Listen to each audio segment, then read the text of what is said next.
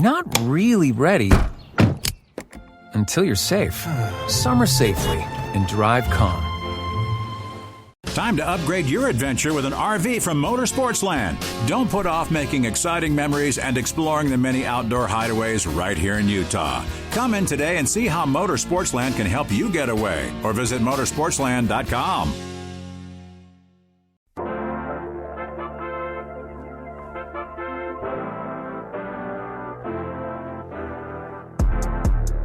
Hey, folks, welcome back. It is KSL's Unrivaled with me, Scott Mitchell, and old Alex Geary there. Actually, Alex isn't old. He's like, he's peaking. He's on the way up the hill. He's not over the hill yet.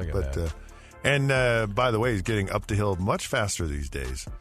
So I know that you're like into Formula One racing. But I want to pained you to say Formula One racing. Yeah. You're like, oh.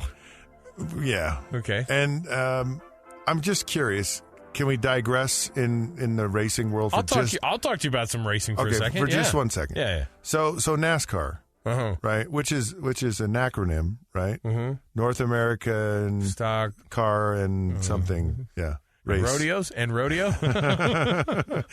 And I've always imagined what it would be like to be in that car. When I'm driving, I'm like. And they're going like 190 miles, 200 miles an hour around a corner. Right? They're turning left, baby. Yeah, around a corner.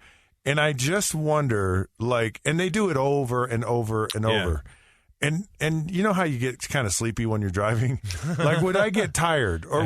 Because to have that intensity and that focus for the duration of that race, I can't imagine what that would be like. All these guys lose 12 pounds per race. I mean, they lose a massive amount of water and just their bodies go through just an absolute. They're in a washing machine for those 2 hours.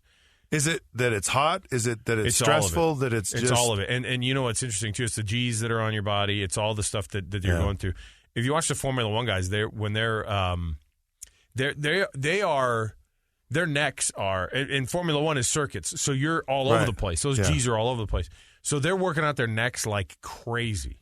And that's one thing they just never get used to is just if you're out for a week, one guy missed because of COVID last year. He missed 2 races maybe, and he's getting back into it with the practice because he couldn't do anything. He couldn't do anything for those 2 weeks. He comes back and he's just my neck isn't ready yet. And that was after 2 weeks. So they're tuned in. I have a lot of respect for racers. I used to not really think that necessarily. Yeah.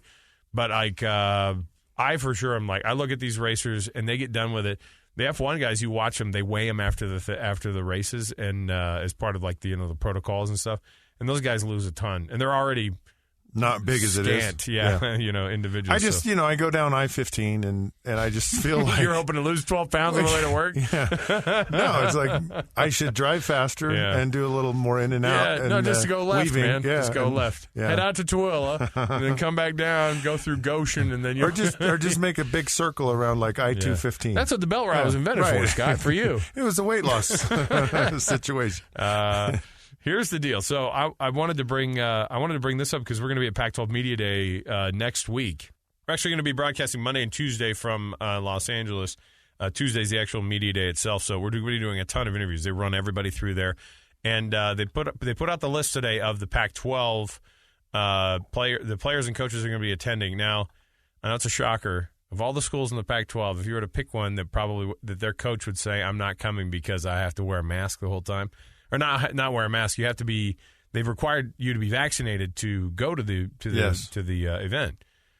I think the coach right before this coach would have also maybe have made the same move. I'm not sure what Mike Leach's stance is, but Nick Rolovich from Wazoo not going to Pac-12 Media Day because he's not going to get vaccinated. So but Pullman, Washington is in isolation.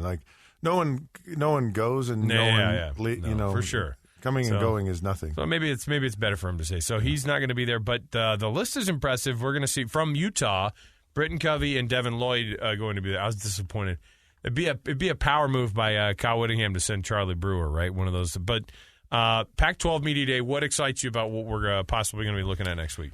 What I love interviewing the players. I love interviewing the coaches. You get some candid responses. You get a feel and an idea from these players about things that surprise you.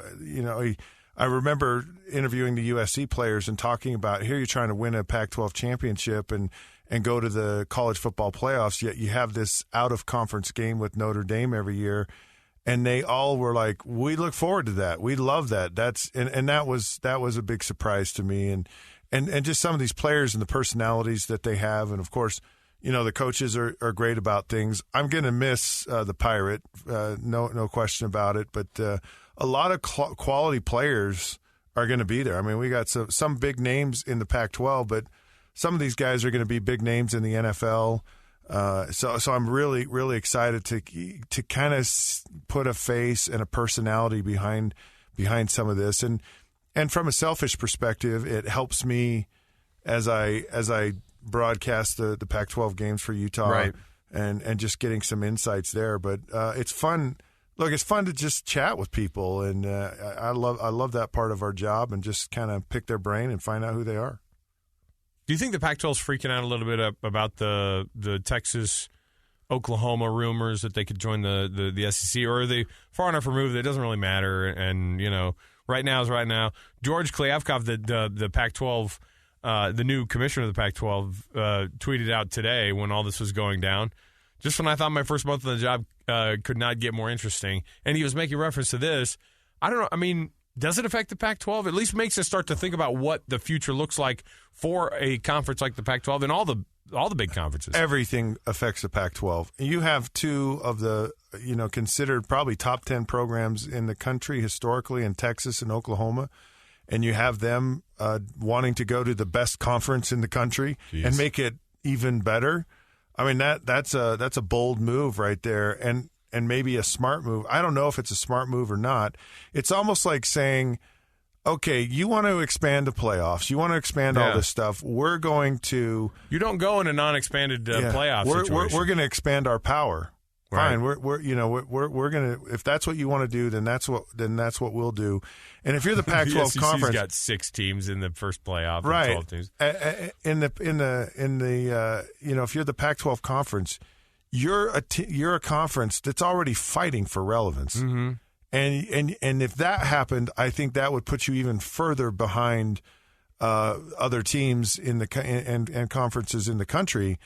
I'd be worried. I would be really worried if I was the Pac-12. But it feels like maybe that's the direction everything is going, is to more of these super conferences, and so we'll see. But it'll be fun, and it was an interesting move or rumor that we heard about this realignment. Possible Pac-16 ever in the future, or maybe just like the Pac West, where it's 16 teams and it doesn't have anything to do with the Pac-12 necessarily. It's just the Western 16 team Super League that you're going to have to see, because they're going to have probably 4 super conferences at some point. I wonder about saturation at some point, where you just get so many.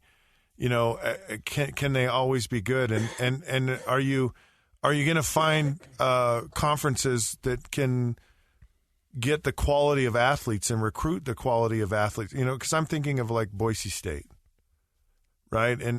Or who's considered an Intermountain power, so right. to speak. And if you think of the teams out west or in this area. I mean, I'll tell you, a great team that would be fun to bring back to the West is a team like Nebraska, and get them out of the Big Ten. Like, they fit into the Big Ten. They just don't fit. Right. And bring back that old rivalry with Colorado. Yeah. Because if you brought back Nebraska and you had BYU, and you brought a Boise State and maybe another team from maybe an Air Force or San Diego State or Fresno State or something, one of those schools. Don't leave out San Jose State. Come on now. You probably want to leave it a little bit. Then that might make some sense. Now that only gives you 4 teams. So that puts you at your 16. The Pac-12 is a research conference, Scott. Come on, they can't take BYU. The problem with Boise State, than that. Well, whatever. But they should, and they could, and it would It would really boost things here in the state of Utah. Could you imagine BYU, Utah in a big conference? Well, somebody was saying, and being able to recruit those really high level players. I was reading today. Somebody was like, "What about a watered down Big 12?" And I thought BYU would join any version of that to be in a conference, and even if it is quote unquote watered down. I mean, my heavens. Win a championship in a watered-down conference, you go to the college football playoff. You water things down, you get green grass. Scott always there with something to bring you through here to have everything make more sense. All right, we'll come back. We've got more to go on KSL's Unrivaled. Got the last couple segments here of the program. What do we have? Oh, we have our NFL Roundup. We've got our 2-minute drill all around the corner. Stay with us on KSL's Unrivaled. I'm Dave Cawley, host of the podcast Cold. Our brand new second season focuses on the 1985 disappearance of a woman named Joyce Yost. Hear her voice for the first time. That's Cold Season 2, exclusively on Amazon Music.